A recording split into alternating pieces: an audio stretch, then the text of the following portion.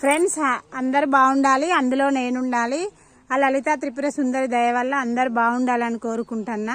ఇవాటి ముచ్చట ఏంటిదని అంటే, ప్రతి ఒక్క మనిషి అంటే అందులో పేదోడు ఉన్నాడు, ఉన్నోడు ఉన్నాడు, మధ్యతరగతోడు ఉన్నాడు, నిరుపేద ఉన్నాడు, చెట్టు కింది బుచ్చగాడు ఉన్నాడు. అందరికి సంబంధించిన విషయం ఇది.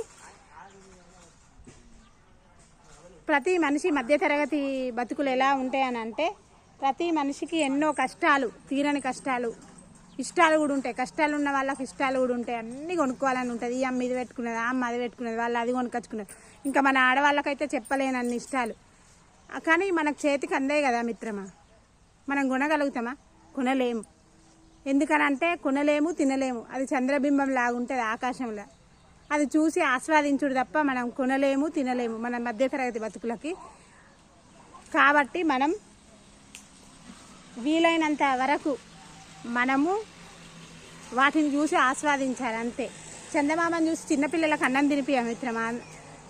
వస్తుంది చందమామ అంటాం, కానీ వస్తుందా? రాదు. అది ఆకాశంలో ఉంటుంది, ఎక్కడనో దిగువన, అది రాదు. కాబట్టి మనం కూడా కష్టాలను అన్నీ ఆస్వాదించాలి. ఎందుకనంటే కష్టము మన జీవితంలో ఉంటుంది, ఇష్టము మన జీవితంలో ఉంటుంది. ఏదైనా ఉంటుంది, ఒక్కటే ఉండదు. ఎప్పటికి కష్టపడితే దేవుణ్ణి ఎవరు తలుస్తారు మిత్రమా? దేవుడు అనేటోడు ఉన్న వాళ్ళకి దేవుణ్ణి ఎవరు తలవాలి? ఇష్టం ఉంటుంది, కష్టం ఉంటుంది, ప్రతి ఒక్కటి ఉంటుంది.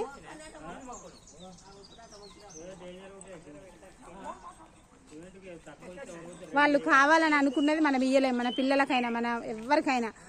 కాబట్టి మనము సంతోషాన్ని మింగిలి చేసుకొని అది చూసైనా ఆస్వాదించి సపడే కూకోవాలి. మధ్యతరగతుల్లో ఇటు అప్పు అయితే మనం కట్టలేము, అది ఇంటి ముందు కట్టాలి, లొల్లు అవుతుంది, నలుగురికి తెలుస్తుంది, పరుగు పోతుంది. ఇవన్నీ ఎందుకు మిత్రమా? ఉన్నదానితోటి తృప్తి పడండి, మీ జీవితం సాఫీగా ఖచ్చితంగా సాగుతుంది. ఉన్నదానితో తృప్తి పడితే మీ జీవితం ఖచ్చితంగా సాఫీగా సాగుతుంది.